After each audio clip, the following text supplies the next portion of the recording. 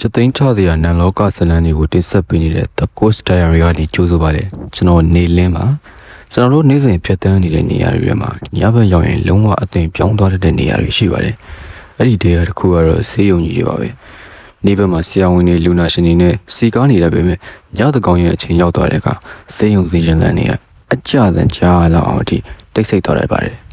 ဒီနေ့တင်ဆက်ပေးမယ့်ဇလန်ကတော့မြန်မာနိုင်ငံကိုလိုနီခေတ်ကလက်ရအဆောက်အအုံဟောင်းတစ်ခုဖြစ်တဲ့စီယုံကြီးတစ်ခုမှာတောင်းဝန်ချခဲ့တဲ့ရာတိုင်းလူတွေဝန်ထမ်းတယောက်အမှတ်တမ်းဖြစ်ပါတယ်။တကယ်လို့တင်သားညတကောင်ကြီးမှာလူသေးလောင်းတွေပဲရှိတဲ့ရင်ခွဲရုံခန်းထဲကနေလန့်ခေါ်တဲ့ဖုန်းကန်ခဲ့မိပါဆက်ဖြစ်မဲ့တယ်လေ။ဒီဖြစ်ကလွန်ခဲ့တဲ့9နှစ်လောက်ကဖြစ်ခဲ့တာပါ။ဇလန်ရဲ့ဒီကစကောင်ဖြစ်တဲ့ကိုအောင်ဟာစစ်တပ်ကနေငိမ့်သားယူထားတဲ့သူတို့ဖြစ်ပြီးတရားစီတွေဆိုတာကိုလုံးဝမယုံကြည်တဲ့သူတယောက်ပါ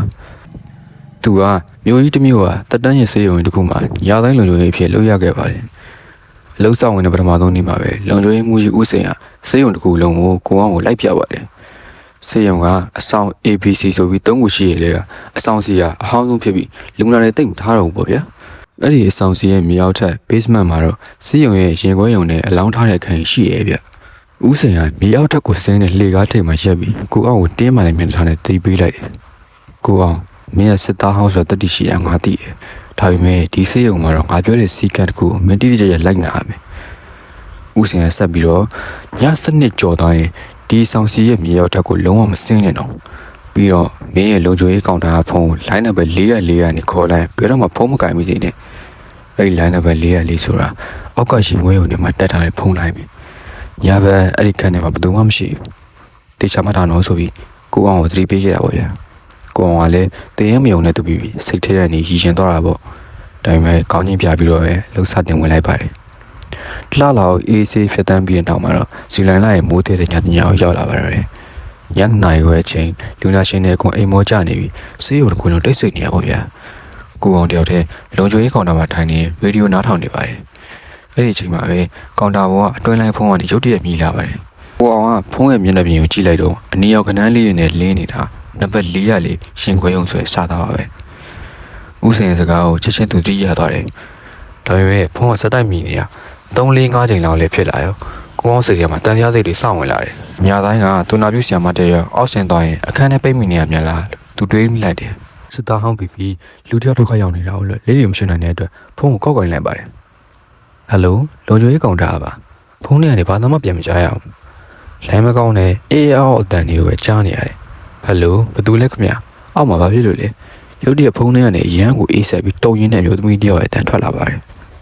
ချမ်းတယ်အရန်ချမ်းတယ်ကျမတို့တကားလာဖွင့်ပေးပါအထဲမှာပိတ်မိနေလို့ပါအတန်ကအရန်ကိုတနာစရာကောင်းနေရကြောင်းကိုအောင်လည်းဘာမှဆက်မတွေးတော့ပဲဓမီကိုယူတော်တွဲကိုကင်ပြီးအဆောင်စီရဲ့မြောက်ထက်စီခွတ်တုတ်ပြေးသွားတော့တာပဲ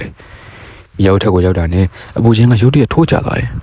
ရေခဲလိုက်ထဲဝင်လဲရတယ်လို့အေးစိန်သွားပြီးကိုအောင်ရဲ့စက်ကနေထွက်လာတဲ့လေတာအခိုးအငွေ့တွေဖြစ်နေရတဲ့အေးလာတယ်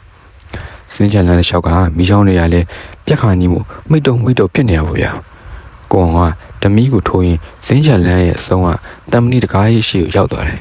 အဲ့ဒီတကားကရင်ခွဲရုံရဲ့တကားပါသူချက်ချင်းသတိထားမိလိုက်တာတကားကိုပြင်ဘက်ကနေတန်ကြိုးကြီးနဲ့ဖက်ပြီးတော့တော့အခိုင်မှာကတ်ထားတာပါပဲအပြင်ကနေတော့ကတ်ထားရဲ့ဆိုတော့အထဲကိုဘယ်သူမှဝင်သွားလို့မရဘူးလေအဲ့အချိန်မှာပဲအထဲကနေတကားကိုလက်ခောက်တဲ့အတန်ထွက်လာတယ်အပြင်မှာလူရှိလားကျမကိုဖွင့်ပေးပါဒီမှာရမ်းအေးနေလို့ပါကိုအောင်လည်းဇဝေဇဝါဖြစ်သွားပြီညီမဘလို့ထဲရောက်နေရလဲတကားအပြင်ကနေတောက်ကတာလေချစ်တော်စီမလည်းတော့မပါဘူးလို့ပြန်អော်လိုက်တယ်ဖွင့်ပေးပါကျမကိုထုတ်ပေးပါအတန်းတပြေးပြေးနဲ့ငိုးတန်းနေဖြစ်ပြောင်းလာတယ်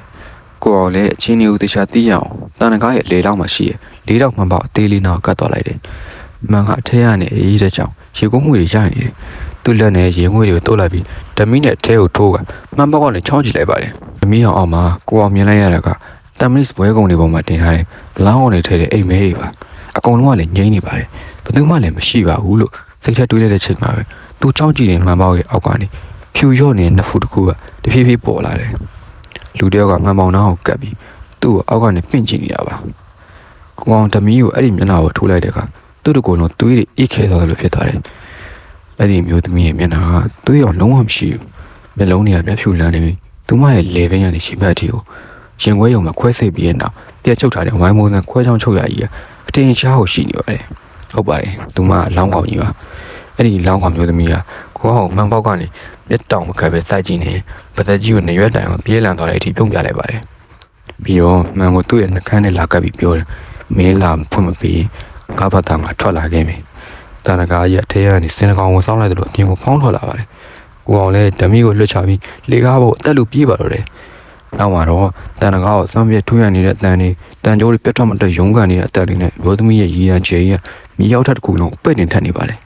နောက်နေ့မနက်မှာတော့အခြားလုံခြုံရေးဝန်ထမ်းတွေကကိုအောင်ကိုလေကားထဲမှာသတိလစ်နေတာကိုတွေ့လို့စေကူတာပြီးခဲ့ရပါတယ်သတိရလာနဲ့ကိုအောင်လည်းအလုံးအောင်နဲ့ချက်ချင်းနှုတ်ထွက်ခဲ့တာပေါ့ဗျာနောက်ပိုင်းတီးရတာလွန်ခဲ့တဲ့လနေငယ်အဲ့ဒီရင်ဝင်ရုံပါကိုအဆုံးစီရင်သွားတဲ့မျိုးသမီးတယောက်ရဲ့လောင်းခွဲစစ်စစ်ဆေးခဲ့ပြီးအဲ့နောက်ပိုင်းကစားလို့ညာတိုင်းအဲ့ဒီအခန်းထဲကနေဖုန်းလေးဆက်တိုက်ဆက်လာတတ်တယ်လို့ဆိုရတယ်လက်ရှိဒီအချိန်ထိလည်းအဲ့ဒီစေးရုံအဟောင်းကြီးမြေရောက်တော့ကိုညာဘက်ဆိုဘယ်သူမှမသွားရကြသေးပါဘူးပြိသက်တို့ရောကိုအောင်ရဲ့နေရာမှာဆိုရင်